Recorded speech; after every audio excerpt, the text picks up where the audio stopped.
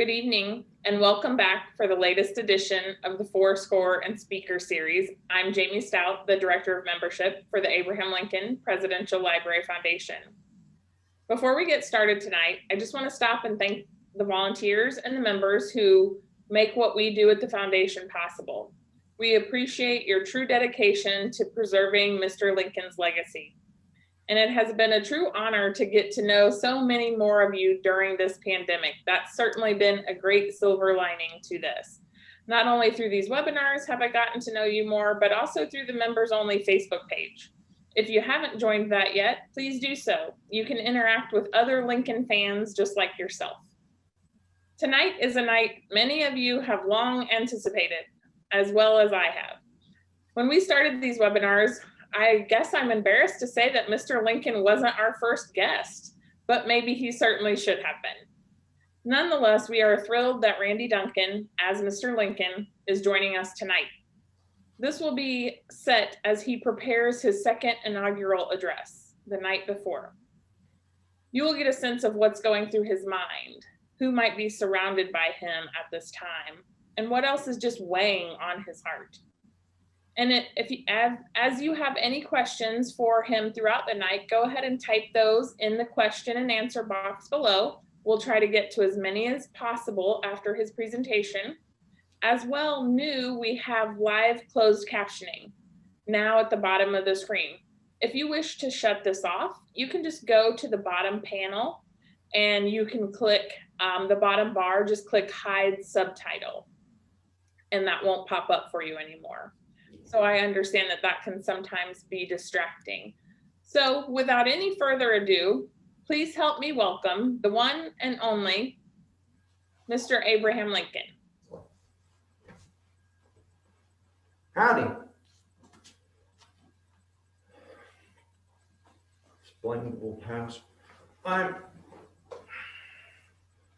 sorry for not getting up. I am not. I don't feel at all well, actually. My hands and my feet are always cold right now. I expect to actually be in bed.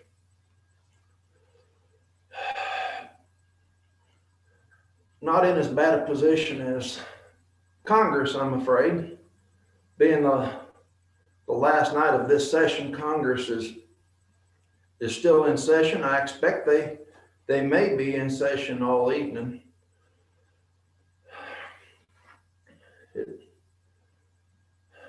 With the storm going on out there, I reckon y'all have come in here just to find a place to get dry.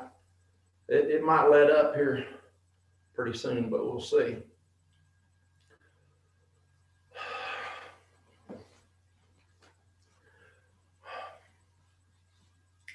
I do these things once in a while to cheer myself up or to cheer up members of my cabinet. Not all of them take to it the same way. Sometimes you need to laugh so that you may not cry. This is a little piece that I read to my cabinet a while back. A feller, Artemus Ward, wrote this. Him and Petroleum Nashby. To be able to write the way they write, I would be willing to give up this office. And they write such ridiculous things. All written in this accent, deliberately misspelled and all out of proportion, words and phrases and such. This is called a high-handed outrage at Utica. And he writes, in the fall of 1856, I gave my show in Utica, a truly great city in the state of New York. The people gave me a cordial reception. The press was loud in her praises. One day, as I was given a description of my beasts and snakes in my usual flowery style, what was my scorn and disgust to see a big burly fella walk up to the cage containing my wax figures of the Lord's Supper and carried Judas Iscariot by the feet out and dragged him onto the ground. He then commenced for to pound him as hard as he could. What under the sun are you about? Cried I. Says he, what did you bring this pusillanimous cuss here for? And he hit the wax figure another tremendous blow on the head. Says I, you egregious ass, there's a wax figure, a representation of the false apostle.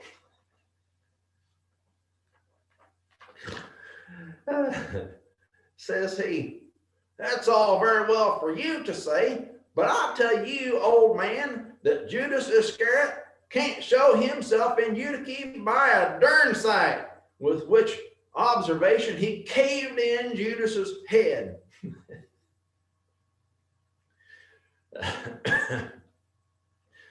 The young man belonged to one of the first families in Eutyche. I sued him, and the jury brought in a verdict of arson in the 3rd degree.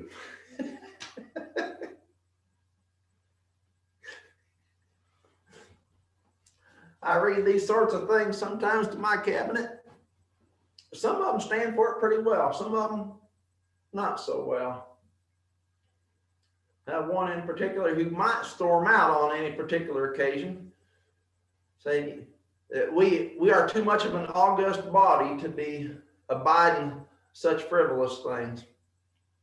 When I read them that piece before giving the Emancipation Proclamation, afterwards, one of them said he would put up with such foolishness on a regular basis, if only get such a sublime statement to come after it.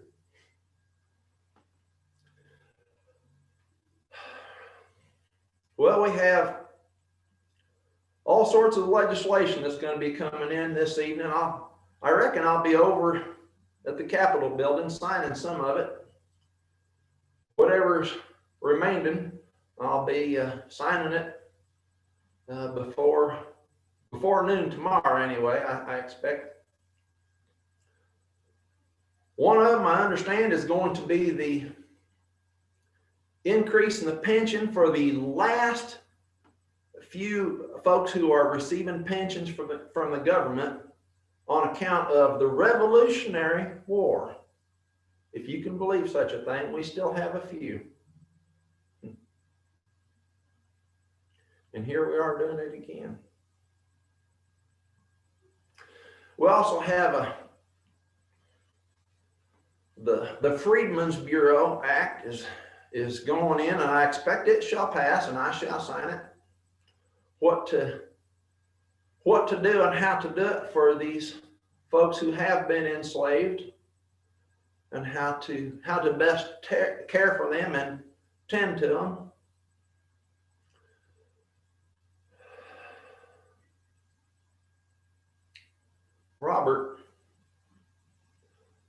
Robert's been in the Army for a few weeks now. He was asking to get in, and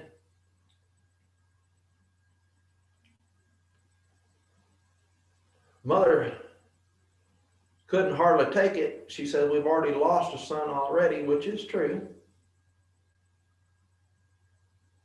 But the whole country has lost sons, and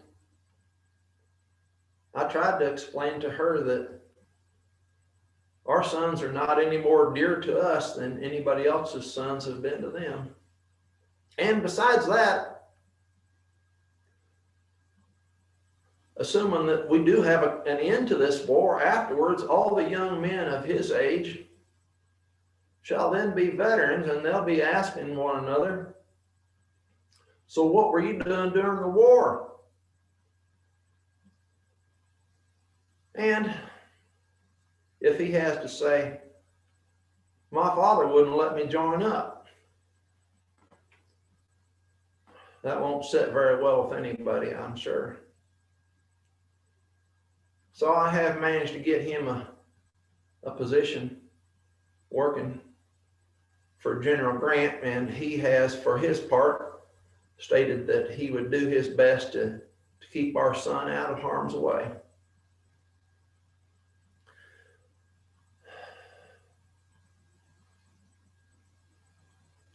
Andrew Johnson has gotten into town. You know, he was thinking of not being in Washington City for the inauguration. I had to write him a letter expressing my and the cabinet's position that it might be unwise and perhaps unsafe for him to not be in attendance on the morrow. There's no telling what may come.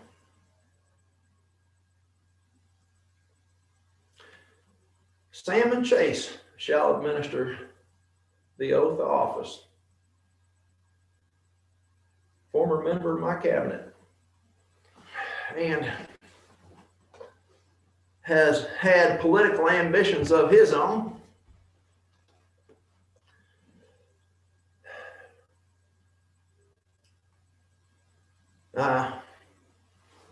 I suppose that perhaps he has had that ambition scratched a little bit, that itch.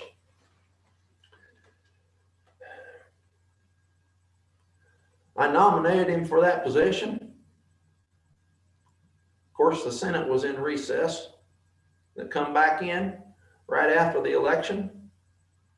They approved his nomination the same day.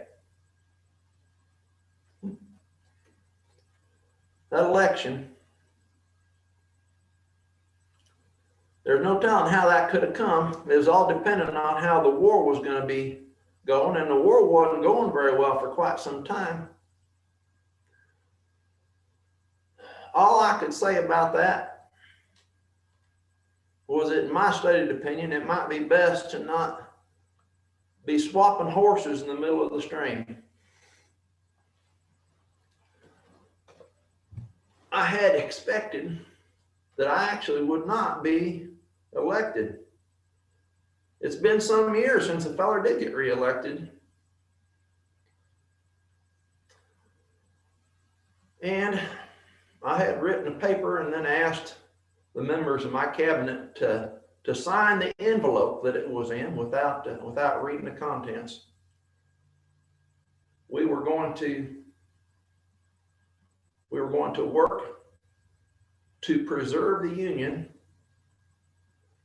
between the election and the new president's inauguration, because he would have obtained his election under such conditions that it would be impossible for him to preserve it afterwards. But we have been reelected. I have been working on this address for some time. I wrote it out longhand, and then I wrote it out again and sent it off to be printed.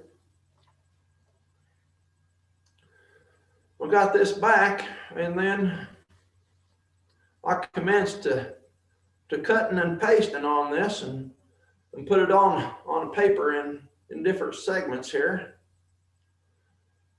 so that I can read it just the way I want to read it. I'll have a space here, and then a pause here, and then another space, and I put in some extra bits that needed to be added. Made a few corrections.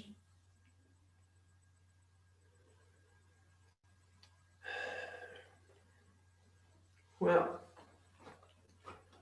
the way I have, I'll see what y'all think of this.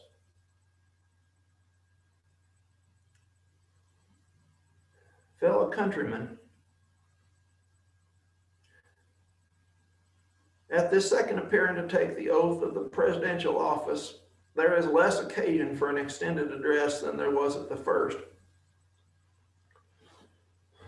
Then, a statement somewhat in detail of a course to be pursued seemed fitting and proper. The first speech, the first inaugural address, was a good bit longer than I intend this one to be. Now, at the expiration of 4 years, during which public declarations have been constantly called forth on every point and phase of the great contest, which still absorbs the attention and engrosses the energies of the nation, little that is new could be presented. The progress of our arms, upon which all else chiefly depends, is as well known to the public as to myself. And it is, I trust, reasonably satisfactory and encouraging to all, with high hope for the future. No prediction in regard to it is ventured.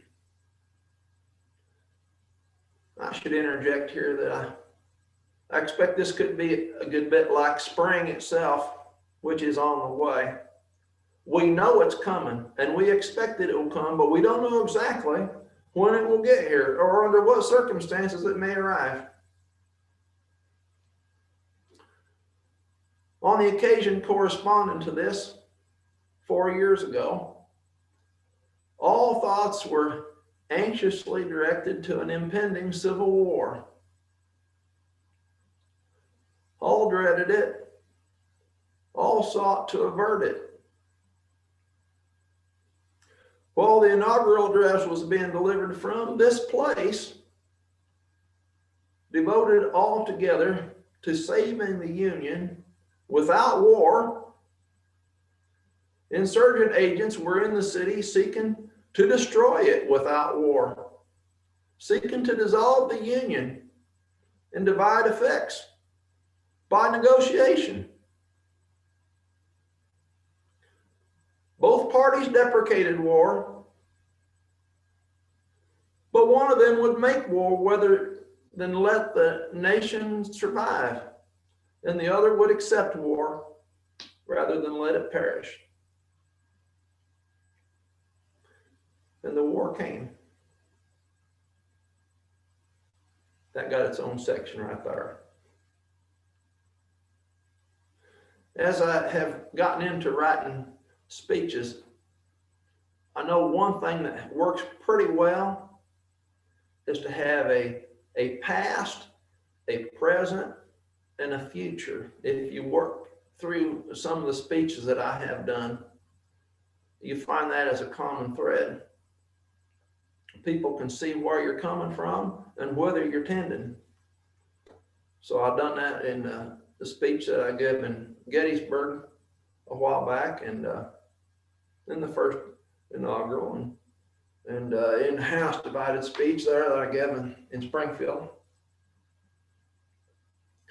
One thing you notice here that I have avoided personal pronouns as insofar as it is possible to do. This is not a speech about myself. It's a speech about the country and the war and the past, present, and future that we hope may come. So, 1/8 of the whole population were colored slaves, not distributed generally over the Union, but localized in the southern part of it. I have changed that. I just changed this from it said localized in the southern half of it. I changed that to the southern part of it to de-emphasize that we are equally divided, which we are not.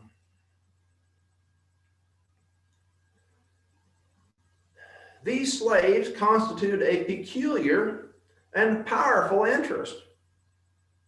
All knew that this interest was somehow the cause of the war.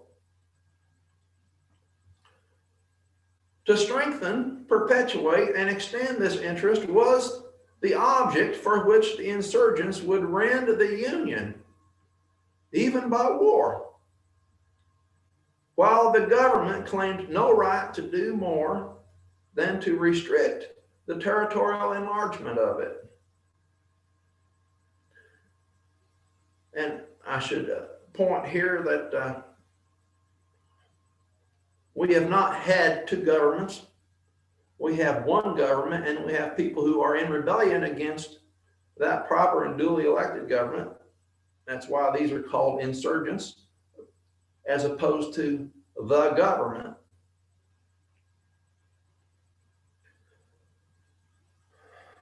Neither party expected for the war the magnitude or the duration which it has already attained. Of course, 4 years ago, there were people on both sides saying there won't be a war. And if there is a war, it won't amount to much because those folks on the other side, they're not serious. This will all blow over. If only it had occurred that way. Neither anticipated that the cause of the conflict might cease with, or even before, the conflict itself should cease. Each looked for an easier triumph and a result less fundamental and astounding. At several places in the points following here, I invoked scripture or made references to scripture. Perhaps the reasons for this will become clear. We have been divided, deeply divided. How are we to put this country back together? And under what circumstances, what common ground can we find?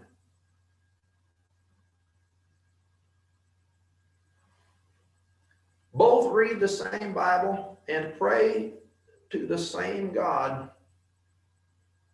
and each invokes his aid against the other. It may seem strange that any men should dare to ask a just God's assistance in wringing their bread from the sweat of other men's faces. But let us judge not, that we be not judged. Wringing your bread from the sweat of other men's faces. Of course, in that Bible that both sides read, back in the first book, it says, the Almighty said to the first people, in the sweat of thy brow shalt thou eat bread. He did say it was in the sweat of their own brow, not from the sweat of other men.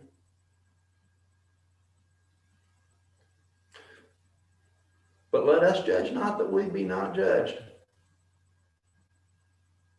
And of course, this is from the Sermon on the Mount. To judge not, lest we be judged. The prayers of both could not be answered. That of neither has been answered fully.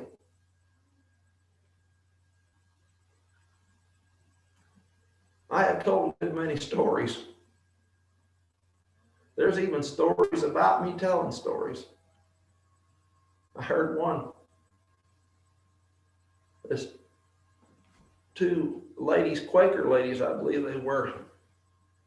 I believe that's right, on a train, and they were discussing the war and what the prospects were of success, and one of them said to the other one, I believe that the South will win because Jefferson Davis is a praying man. And the other lady retorted quickly by saying that, well, Abraham Lincoln is also a praying man. And the first lady said, well, that's true. That may be so, but the Lord will think Abraham is joking.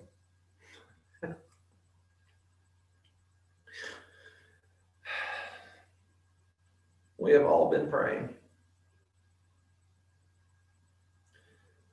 The Almighty has his own purposes. We may be accomplishing something that neither side expected or intended.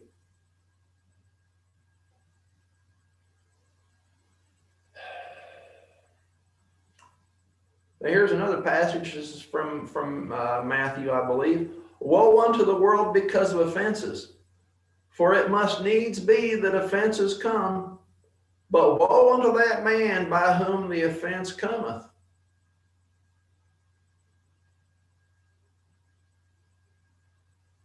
If we shall suppose that American slavery is one of those woes which, in the providence of God, must needs come, but having continued through his appointed time, he now wills to remove, and that he gives to both North and South this terrible war as the woe due to those by whom the offense came. Shall we discern therein any departure from those divine attributes which the believers in a living God always ascribe to him? Fondly do we hope, fervently do we pray that this mighty scourge of war may speedily pass away. And I reckon y'all know what a scourge is.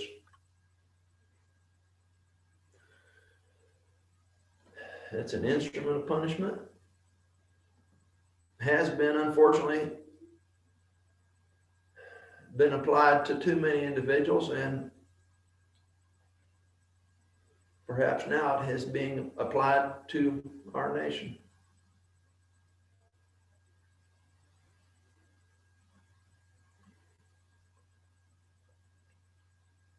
Yet if God wills that it continue until all the wealth piled by the bondman's 250 years of unrequited toil shall be sunk, and until every drop of blood drawn with the lash shall be paid by another drawn with the sword, as was said 3,000 years ago, so still it must be said. The judgments of the Lord are true and righteous altogether. I believe that's from the Psalms. The judgments of the Lord are true and righteous altogether, harsh though they may be.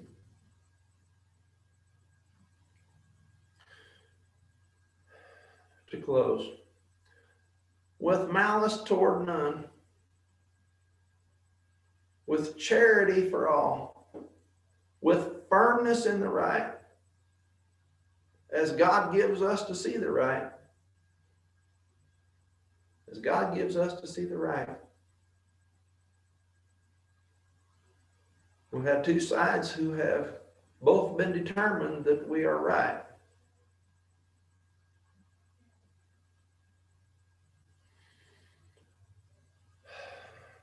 Let us strive on to finish the work we are in. How will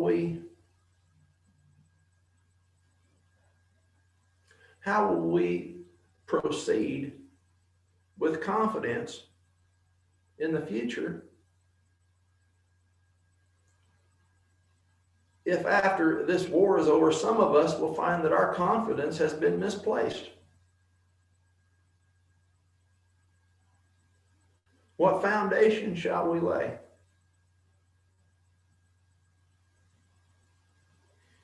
The work we are in, to bind up the nation's wounds. To bind up the nation's wounds. Somebody might not see an allusion to scripture in there. If any of y'all remember that story about the Good Samaritan, where he bound up the wounds of a feller who he was not even predisposed to like. Then we shall at one point be in a position to bind up one another's wounds. To care for him who shall have borne the battle, and for his widow and his orphan.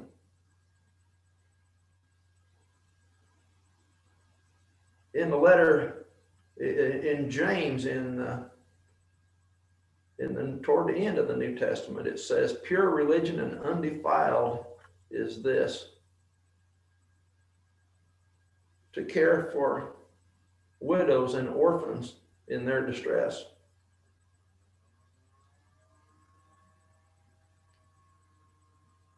And we shall have plenty, more than plenty.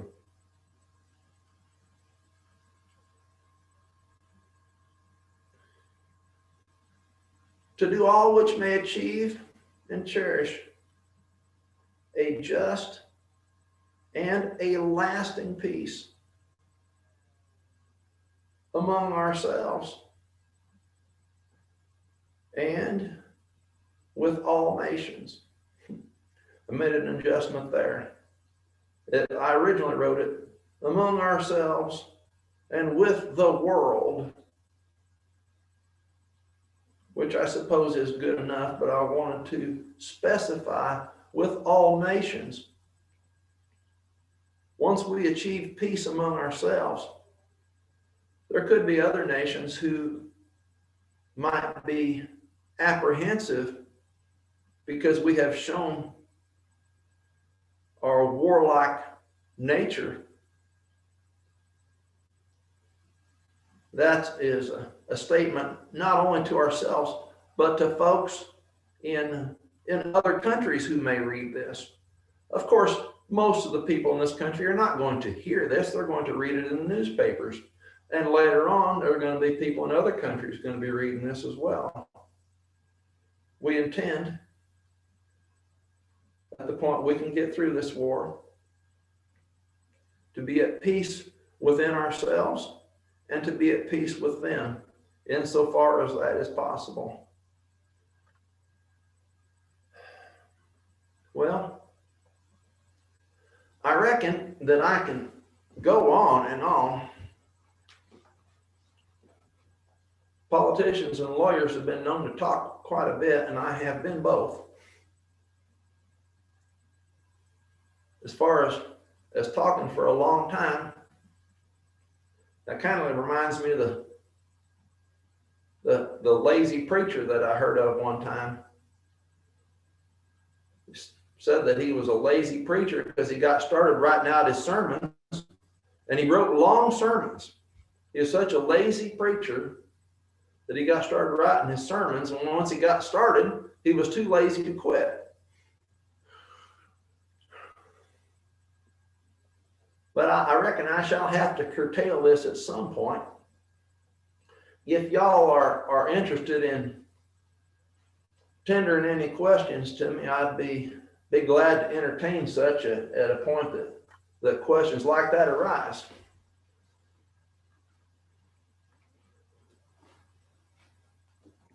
Well, Mr. Lincoln, there are plenty of questions coming in as well. So I just wanted to start the conversation tonight with, many people ask if you're a religious man. Can you share with us your views on that? Well, I did state at one point, when I do good, I feel good. And when I do bad, I feel bad. and that's my religion. But of course, there's more to it than that. I did state at one point that I would join a church if I could find a church that would have the banner over the door that said, "Thou shalt love the Lord thy God with all thy heart, all thy soul, and all thy strength, and thy neighbor as thyself." That church I would join with all my heart. Of course, I suppose that's what you might call a lawyer's dodge, because that sounds good, but of course there is no such church. That's fair. That's fair. I have gotten a great deal of benefit out of the scriptures. In fact, there was a colored delegation of folks from Baltimore that brought me a Bible. They came to meet with me, and they gave me this present of this large Bible. And I said, in regard to this most excellent gift, I can but say that it is the best gift God gave to man. All we are to know herein, and hereafter are to be found within it. Without it, we could not know right from wrong. So tomorrow's second inaugural speech will certainly be covered by many press, both from the North and the South. And how do you feel like their representation of your speech tomorrow might vary? Or do you think it will at all? Well, I suppose we already know how that's going to go. There is very little pretext or pretense of objectivity. Seriously. My first inaugural address was delivered in the hope that we could preserve the Union without a war. I stated in it that we have these two parts, North and South, that are divided by a line. And if we fight and fight and fight, when we get done fighting, we're going to be right there where we started. We can't be like neighbors who move to different parts of the country, or like married people who could divorce and separate from one another. We have no choice but to remain right there where we are. And if we're going to be there at the end, perhaps we could adjust ourselves to get by without the war. But it didn't come that way. I expect that people will read it exactly the way they want to read it. But I have intended, and I do expect that it may fare as well or maybe better than anything that I have written thus far. However, no one has ever been flattered by the statement that they are at variance with the will of God. And so that might not sit so well with some folks. But we have to expect consequences and results whenever we are not on the Lord's side, and we thought that we were. I had a fellow who told me once that we will succeed because the Lord is on our side.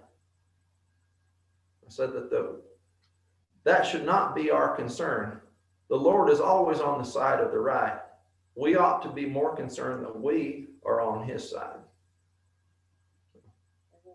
Well, one of the topics I'm sure that will be covered in the newspapers tomorrow is slavery. How have your views on slavery changed from your first inauguration to now upcoming your second inauguration?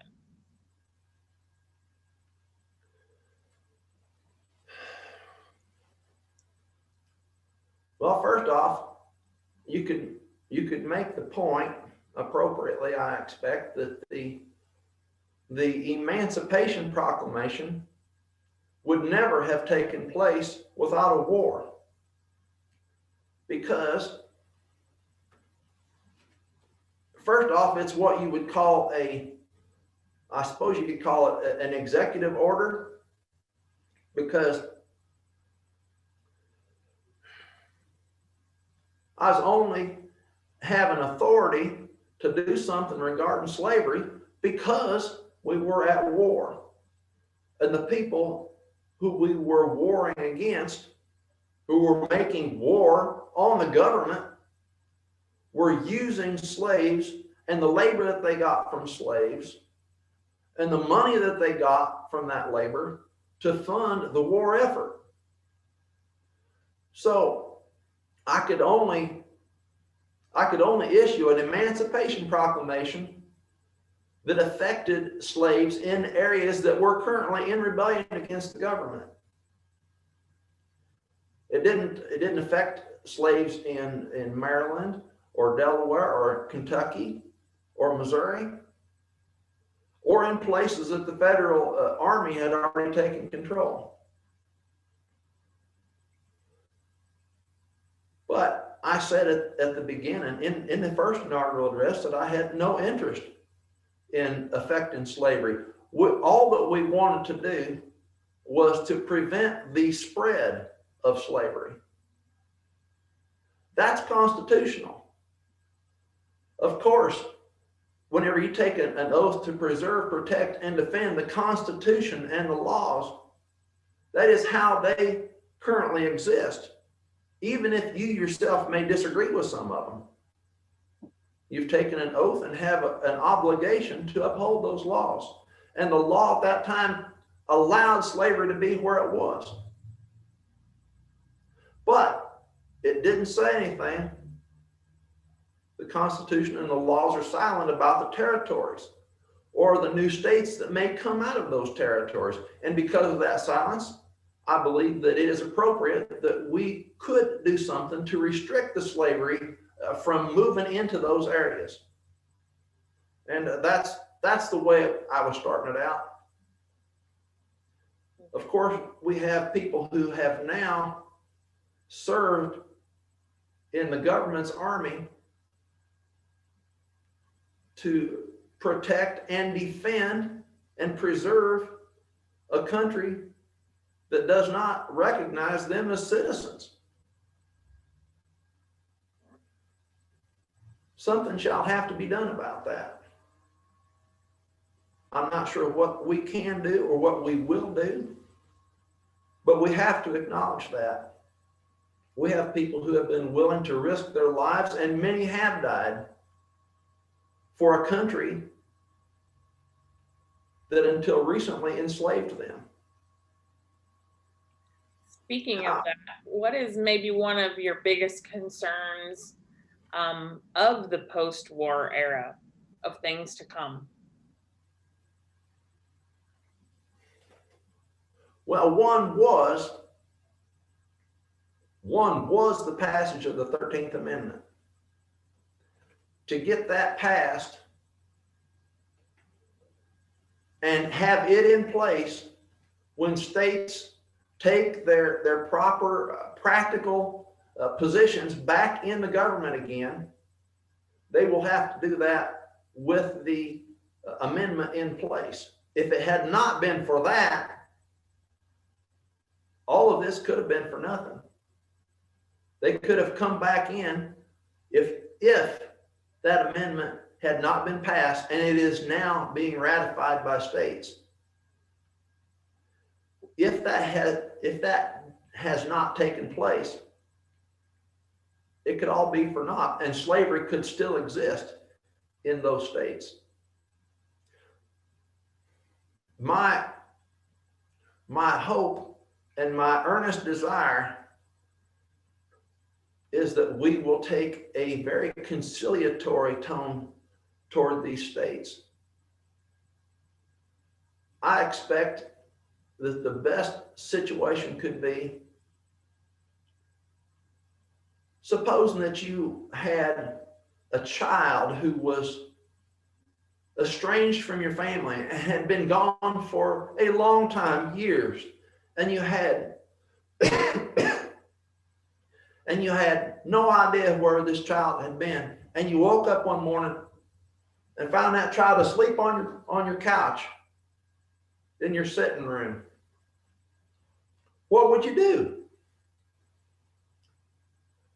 Would you come in and shake that child and treat it roughly and say, where have you been? And give it such a difficult time? No, you would hug that child, wouldn't you? I expect that that's what we need to be doing with the states when we can get them back in their proper practical relationship with the government. We can just let on and let bygones be bygones and move forward from that point. That is my biggest concern, that we be able to do that effectively. I think with your leadership, we should be able to do that. You said earlier this evening, it was important to you that Andrew Jackson come tomorrow and be along there. It was in your best interest. Do you have any sense of danger, or why did you want to ensure that Mr. Jackson is in attendance tomorrow? Mr. Jackson? Or Johnson? Oh, yes. My bad. I assume that Andrew Jackson has, now that he has been out of office for some time, is resting easily. And well, the government is constantly in danger. And I have had a good many letters that would cause one to have concern. And we have to remember that the government is perpetual. That is a good bit of what this war has been about. Can we abrogate our positions in the government unilaterally as states? Or is this like a contract that needs the agreement of all the signatories to the contract to abrogate it? Well, Mother doesn't care for it whenever I speak to these issues, but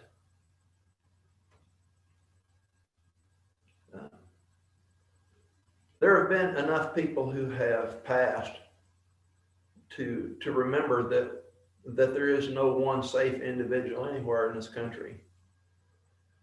And I will just leave it at that.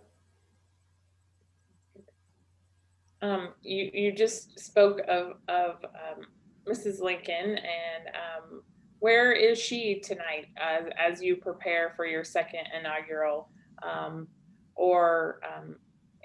Who else are you surrounded by tonight for support of tomorrow? I have had a cabinet meeting just earlier, and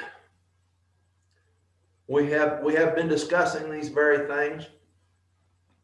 And I am, as I said, I am going to be over at the Capitol building later on this evening, signing the legislation that is still warm and somewhat damp from the ink.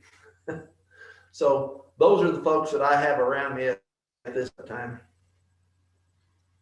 Did you read your second inaugural address to your cabinet tonight? No, I have not read it to them. It is, you are among the first. We are the lucky one. I did have some assistance from one member of my cabinet getting my first inaugural worked on, especially the closing of it. And he made some suggestions, and I took them, and then I polished them a little bit, and I think it come out all right. Do you feel like anyone in your cabinet can really appreciate your sense of humor?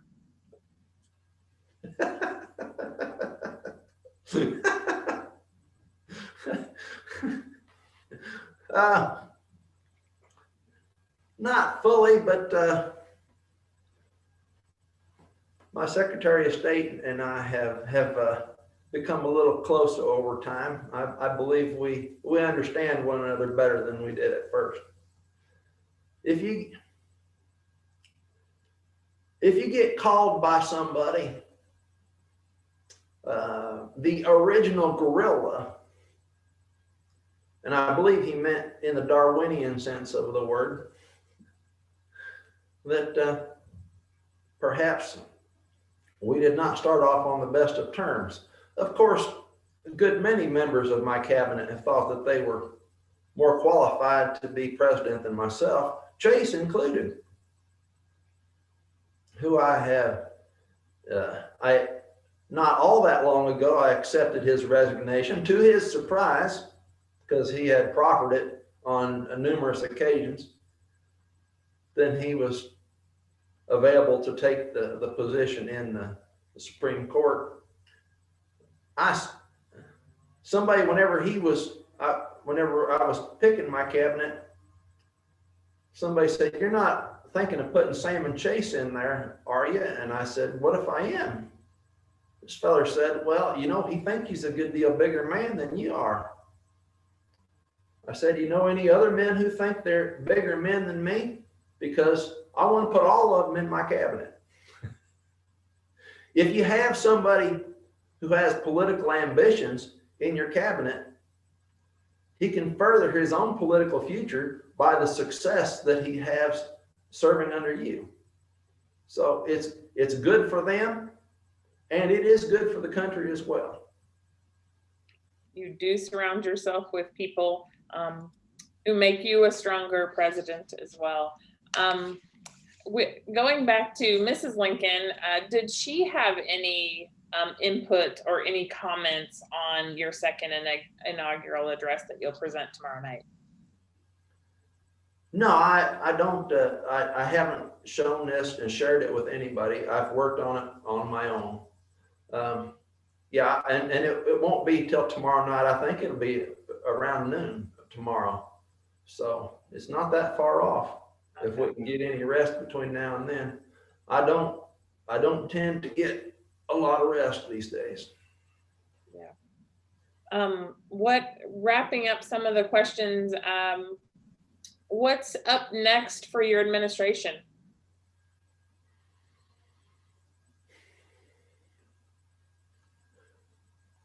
Well, one of the first things is going to be dealing with the new states. Well, we would consider them the new state governments as they form and bring themselves back into the government, and under what conditions.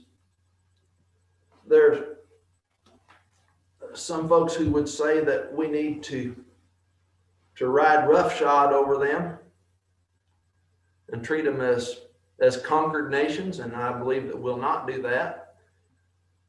Some folks have said that we should put in such draconian and onerous conditions that they would never meet it, like in the Wade Davis bill, where you'd have to have 50% of the people who voted in the previous election to take an oath of allegiance to the government and to say that they have never taken up arms or supported rebellion against the government. That sounds noble, but these states would never be able to honestly produce such numbers. So we should go with much more modest numbers and begin from there. I have had people who have asked me if I would even consent to run for a third term, and I have said no, that we will do everything we can to get this government, I reckon you could say, back on an even keel. And Mother and I are going to go back to Springfield, and I'll take up lawyering again. I left the the shingle hanging over there, Lincoln and Herndon, and he asked whenever I was leaving if we ought to break up the partnership, and I said, no, just let that hang there undisturbed, and whenever if I get back, we'll just take up again like we never left off. So that's what I'm looking for. That's good. Well, I certainly wish you all the best tomorrow with your second inaugural speech. Coming out of character, Randy, there is a couple questions for you specifically. On a personal level, what Brian is asking, what work did you do to become the actor that you are? Well, the first thing that would be easily noticed is a change in voice. Lincoln's voice and my voice are very different. I sing bass actually, and I have a lot deeper voice than Lincoln had, and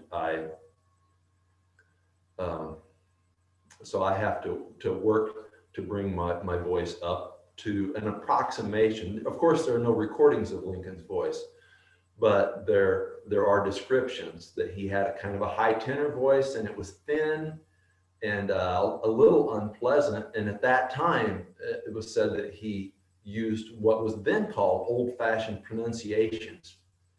So he would, instead of sounding like this, he would sound more like this, and he sounded like he came from Kentucky, which he did. And he'd say cheer instead of chair, or over there.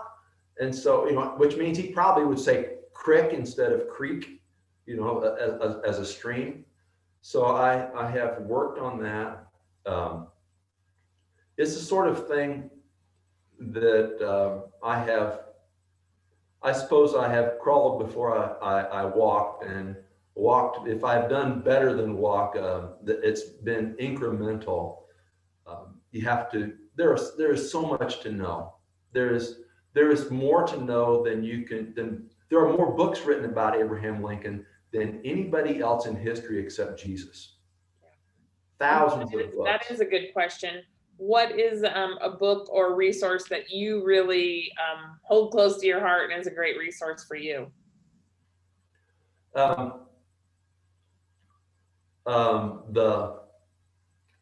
one book that I really like is called The Lincoln Nobody Knows. It's not one of the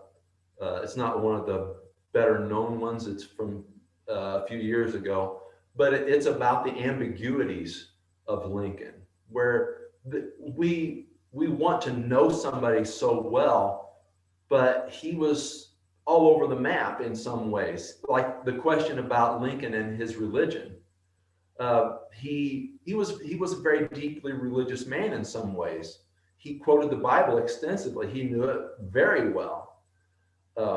And he was known to be a praying man, but he never joined a church. He never made any profession of faith. And way back when, years before, he had actually written something in the atheistic, agnostic sort of direction that some people took care of for him and got rid of. So was he trying to only preserve the Union, or was he trying to free slaves? Was he an atheist? Was he a Christian? There are so many ways that you can go back and forth on it. And that book deals with several of those. And there's an author that you had recently who wrote the book Every Drop of Blood. And I used that book a lot reading through, preparing for this evening. That's a great book as well. Yeah. Well, I just have to sing your praises because everyone in the audience is they're just coming in. The comments are just, they love it. They are so appreciate you taking your time to do this tonight. Loved the presentation, loved your voice. They even thought that the Jackson joke was right in character. Good job on me. So They just loved it. There's people tuning in, students as well as some adults, and they're just really, really appreciative of the presentation tonight. It, like I told you before we got started, everyone, you could talk about anything and everyone's going to be super excited to hear from you. So you're certainly one of our favorites. So we really appreciate it. So thank you, everybody. And it is a very humbling thing to have the opportunity and responsibility to represent one of the most important and best beloved people in our country's history, and to some extent in world history. It's a responsibility, and sometimes people make the mistake of conflating qualities Abraham Lincoln has with myself, because I look like this fellow, I represent him, but he's really not me. I would like to have a lot of his qualities, and maybe I have some of them to some extent, but I'm definitely not Abraham Lincoln. We could all benefit by appropriating some of his qualities for ourselves. that is very true. Well, you do an excellent job. So again, thank you. Just a few more announcements for everyone. Just make sure everyone's aware of the upcoming virtual programs that's available for our members. In April, we have a couple different opportunities coming up. April 7th, we have John Wheeler. He's with the Camp Butler National Cemetery.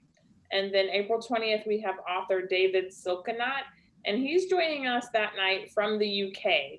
So yeah, it's going to be some sort of insane hour that he's going to be joining us, but he's super excited either way. And then in May, we have a couple opportunities as well. Kate Warren, she's the spy that was active in the Civil War. And then we have author John White on May 12th. So lots of opportunities for you to continue to tune in and learn more. As always, when we close the webinar tonight, there will be a short survey that pops up. It does help us to improve our offerings and give us great ideas, like having Mr. Lincoln tonight. That was on a survey, and I do read them, so please fill them out. And if you choose to do so, we are also very grateful for any contribution, big or small, just so that we can continue to make these efforts and preserving Mr. Lincoln's legacy and continuing to tell his story. You can go to our website, alplm.org, to make a donation. Again, Randy, thank you so much. You are certainly one of our favorites by far. And thank you all, and have a good night. Thank you. Night, everybody. Thank you.